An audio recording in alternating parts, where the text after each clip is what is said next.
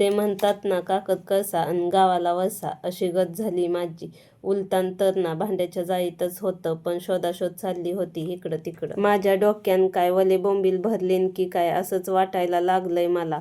डोकं कुठं आणि कसं चालतंय कळतच नाहीये. मला तर ना किचनवर झालेला राडा अजिबात जमत नाही आणि किचन तर नेहमी क्लीनच लागतो बाई, म्हणूनच ना तो पहिला आवरून घेतला. मी तर ना दुपारचं चांगलंच ताणून देते, मग काय अशी चांगली झोप झाली ना मस्त फ्रेश वाटतं बघा. झोपेतून उठलं की पहिलं काम म्हणजे धुतलेले कपडे काढायचे आणि घड्या घालत बसायच्या. ते कपडे धुवायला जेवढा कंटाळा येत नाही ना तेवढा ह्या घड्या घालायला येतो बघा. झोपेतून उठलेल्या आमच्या छोट्या साहेबांची फरमाईश आली होती, आई मला डाळिंब खायचंय. मग काय मी डाळिंब सोलायचं काम करत होती आणि तनुष खायचं काम करत होता. दोघांची जणू काय जुगलबंदीच लागली होती. संध्याकाळी तनुषला घेऊन क्लब हाऊसमध्ये आली होती. दिवसभर नुसतं घरात राहून ना कोंडल्यासारखं होतं आणि असं बाहेर पडल्यावर किती बरं वाटतं ना. आणि फिरायला कुणाला नाही आवडत. मी पण खुश आणि तनुष पण खुश. आम्ही क्लब हाऊसमध्ये आहोत म्हटल्यावर तनुचे पप्पा पण ऑफिसमधून डायरेक्ट क्लब हाऊसमध्येच आले होते.